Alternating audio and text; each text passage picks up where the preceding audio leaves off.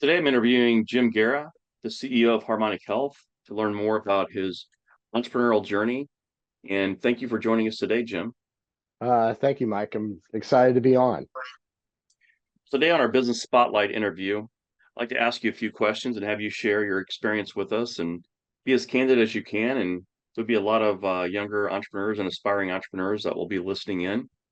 If you had to start from square one in your business, what would you do differently?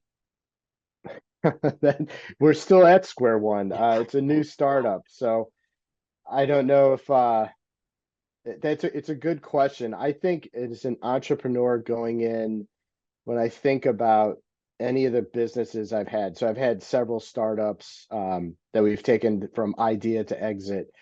You need to be ready to change direction, to pivot, to hunker down and work on things that may not seem like they're working and really understand like why is it working, why is it not working.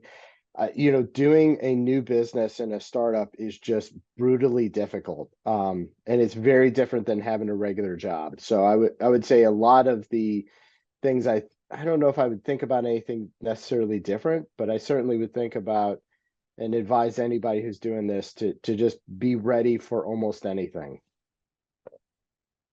So I went through your LinkedIn profile and I looked at Harmonic Health. Tell us a little bit about what you're doing and a little bit about your past experience in different startups. You said you've done a few of these, and tell us what Harmonic Health and your startup, what you're trying to accomplish with Harmonic Health, if you would, please.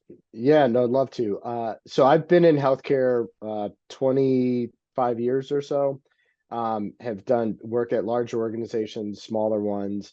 This is the first time I'm working in healthcare in a business that personally affects me. So our Harmonic Health, our focus is on Alzheimer's, dementia, Parkinson's, these neurodegenerative Wow. diseases. Wow. And yeah, and our the main core piece of what this our company does is we partner with physician groups, could be primary care, could be a neurology group, and we help them manage the patients and the family members that are suffering from Alzheimer's and dementia. I have three family members who suffer from the disease, so I live this on a daily basis, and it is one area of healthcare that has been for the most part abandoned, and really uh, very little has been done to really help support families and patients that are suffering from the disease. So our goal is to really help them out and provide people with plans and resources and the support they need to best help their loved ones and best help themselves through what is an extraordinarily difficult and challenging period of time. So this business is very personal to you, I take it from what you've just told us. And Yep. meaning, how long have you been working in the startup and what does that look like from a startup standpoint? Who's involved with you today? Oh, yeah, it's great. The exciting thing about doing a startup is you're the first employee. So I've the last three roles I've had, I've been the first employee, which is always interesting. So we initially launched in March and got the funding and working with a venture studio called Redesign Health. Okay. And so you really start hiring key people on your team. You start further building upon the basic business and the forecast and such. We launched fairly quickly with our first customers. I started in March and we launched in June with our first customer. Okay. Uh, Mainly because my feeling a lot of times is, especially as an entrepreneur, there's so many ways to make things perfect, and that's just never going to happen. So you might as well just get started and start, essentially do what you're supposed to do as a company. For us, we need to be serving patients, so we need to get out as quickly as possible to serve patients and to engage with physicians and the patients. So yeah, that's been uh, it's been it's been an interesting journey so far, and it's like a lot of startups. It changes sometimes two or three times a day. It's constantly changing and evolving. Uh, and you always have to be ready for sort of the new things you have to be working on. I think the other thing in a startup that I would say that's always really challenging is you do every role.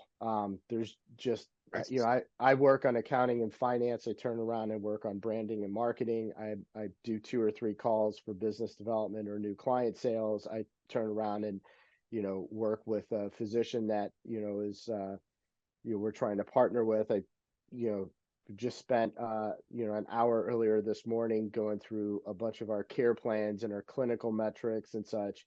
When you're doing a new business, there's no part of the business that you're not touching. Right. What are some of the biggest learnings that you've had as an employer since you began your businesses? So you've had several, and as an employer, you've had many lessons learned, I'm sure. So can you share some of those lessons learned that you could provide to some of our listeners and those who watch the Business Spotlight series? Yeah, I think that's a fantastic question. Yeah, I'm a big believer in letting you hiring the right people and letting them do their job, even if that's not how you would do it. So there's a lot of times I'll have somebody I've brought onto the team and they do things very differently than I would have done it myself. Right. I think you really have to, especially as a leader, you just have to accept that people are going to do things different. You don't want to micromanage those things. You want to give people autonomy. You want to give them trust. And you want to give them support to really try to thrive and be successful themselves. And I think that's key. But at the same time, and this is one of the certainly a lesson learned for me a few times is if somebody's not right for the position, you just need to move on. You generally can't make it work. A lot of Right. times I see people move, hey, they're not working out in this area. Let's move them over to a different department or work with a different team. If it's not working, it's just not working. And it's better to make that decision sooner than later. And I know a lot of people, especially early entrepreneurs, they're not comfortable with, with firing people. And so I would say that you have to look at it through the lens of that employee that's not working out. It's as miserable for them as it is for you. And so you need to Right. make a quick decision and move on. And then, yeah, I think you need to constantly challenge your team, but you still have to be there to help support them and such. I also, the other thing I think that's really worked out well historically for myself has been hiring a team that's diverse, Okay. especially yeah, especially diverse from like their backgrounds and their thinking processes. Hmm. Hiring a bunch of in healthcare, if I hired a bunch of people from like the health plan side, we would Hmm. do everything the same way the health plans did it. If we hired Right. everybody from the hospital side, that it would be the same lens. So getting people from a variety of backgrounds and different different ways of thinking and different experiences, I think really creates an environment that's really helpful to be innovative and creative and really good at problem solving. Because as startup, especially entrepreneurial work, it's a lot of problem solving. Right. Right. I saw some of the team members that you've added. It looks like that you've learned a lot over a period of time. There's some pretty high-powered folks that are on your team that I've seen. And I read the book. I just finished the book called The Who, and they talked about it cost 15 times the person's salary if you hire the wrong person. So it gets very expensive. And I'm sure you learned in your early years, right, hiring the wrong person and keeping them too long is something that's detrimental overall to your business. So thanks for sharing your experience with us. Any other insights on hiring? I'd say the other thing with that is, the person who our chief clinical officer was formerly the CNO, the chief nursing officer at Amazon Care. So we've got she's phenomenal, just incredible person. And we were talking about that, and she had hired at a company she had been at, she had hired somebody who'd worked with her previously, had been a rock star. And when they Hmm. got into that new environment, which was a smaller startup, they Hmm. really struggled and really had a hard time. And so Right. I think that's also something to remember is that individuals you've worked with in the past may not be the best individuals going forward. And that just may be because the environment and the situation and such is different. I think those are again, you're hiring a person like I hired my product person, I hired my clinical person. they're much smarter at their jobs than I am. And so the worst thing I could do is try to make them do the things I want. Hey, Mhm. I'm here to set the vision. I'm here to grow the business. Uh, you're hiring people to be experts in their area and for you to help them be successful. So I think the funny thing about being a CEO is it's a very lonely position in that you're getting pressure from all over, but the reality is like my job is to help my team. Like I basically work for my team and trying to make them be more successful. But, that's my view at least. Right. So what qualities do you look for in employees and how do you foster a positive and productive work environment? So you talked about, the kind that you're hiring from a specialist standpoint, but how do you really look for the positive and when you're building a culture? So obviously when you're moving from a startup, it's a different level of stress than someone who's working for a really large organization where people can really specialize on a very, niche part of a business when you work for companies that have thousands of employees. When you're working for a startup where you've got to be you have a specialist hat on, but you got to be a generalist because you're wearing multiple hats when you're trying to build, a startup company. How do you foster a positive and productive environment? I mean, I think again, you have to build a environment that's has candor and honesty. You're transparent. In our organization, there's we're wide open with finances. We're wide open with where we're at in our growth of the company. All this, really everything that's happening within the company, there is a lot of transparency. So I think that helps foster a really collaborative and a really good environment. I think the other thing that it's really easy in a startup to become really focused on how hard it is and how difficult, and just constantly be thinking about Hmm. the business Hmm. rather than the people. So I believe you have to be really thoughtful and prescriptive about focusing on the people first, like starting off a conversation with asking, Okay. like, how are you doing, what's going on, how are you, like, you have to put your people and Right. their personal lives have to matter more than the business. Because if you don't care about your people, then like why the hell are they going to care about helping the business? Gotcha. So an open and collaborative environment is one of your secrets to success and how you build your culture. That's what I Yeah, heard. yeah, yeah. And I think, I mean, the other thing is, I've had this a few times where we'll have a meeting and people have been in a large organization like a Cigna or an Amazon Care, and and they get there and they're at the meeting and they're really there to just kind of take notes and listen. My feeling is like, if you're at this meeting, if you're on this call, like, contribute. You have to be involved. Like, I want to hear your thoughts and opinions.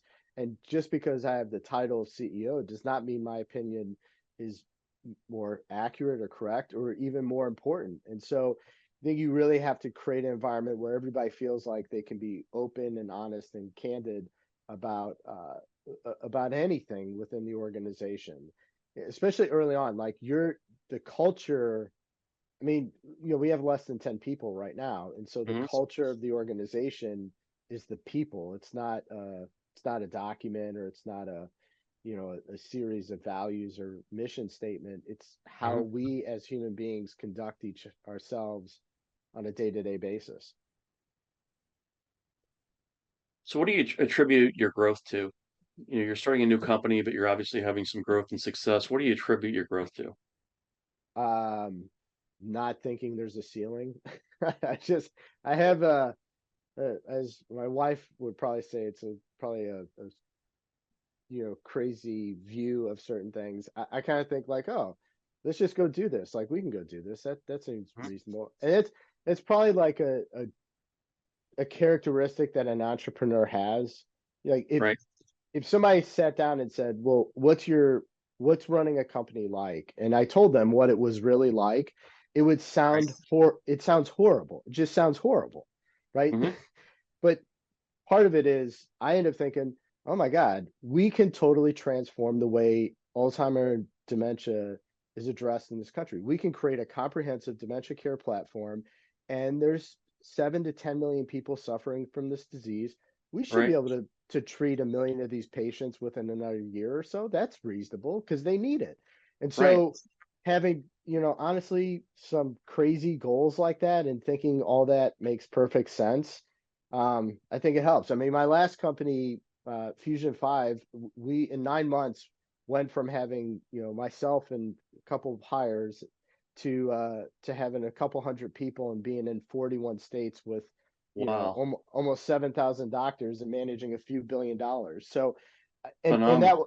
yeah, that was because I was like, yeah, why couldn't we go into 40 states? That seems reasonable. So there's a when you're an entrepreneur, there's a fine line between strategic vision and just plain damn stupidity. Because you're like, oh, we could do that. That's reasonable. Wow, amazing. That is so amazing. You have a great story. So speaking about your wife and your family, so how do you balance your personal life with the demands of running your business? And obviously running your business today, but you've obviously a serial entrepreneur. So how do you balance your personal life with the demands of running a business? It's a good question, Mike. I think I'm balancing it better now. My wife would certainly say my last couple uh, businesses, I didn't balance it very well. But I think that's what I try to do is make sure that the things that are important in my life, family, kids, things like that, that I build that into my schedule and make sure that, it's just part of what I'm doing. And it's, things like even, one of the things I've never liked in like the business environment is like people eating at their desk or people skipping Yeah, lunch. It's like, I like take the break, take the stop, because I also feel it's like my contribution to this organization, to our company at Harmonic, is it's my mind, my thinking, my brain that really matters. And so it has to be as healthy and rested and vibrant as possible. And that doesn't happen by just continually cranking on work. It comes with having a balance. And I think that your own self cultivation, your own focus on your relationships and the people that really matter, at the end of the day, that's the stuff that's really important, and you need to focus on those things. and right. uh the reality is a lot of business, we create we create a prioritization, we create the urgencies, we create the stress ourselves. And if you step back, a lot of times you can be like, my team could handle this, or it's a question of timing, and we just need to wait for the market to change or something. And so I think you create a lot of undue stress. So I really try to make sure I take the time. I take when it's downtime, it's real downtime. I make sure when my employees go on vacation that they completely disconnect from the email system so they can't actually answer emails. So it's really creating a way that prioritizes the things that really matter in your life. So you respect the boundaries of the time off and the personal time is what I'm hearing, right?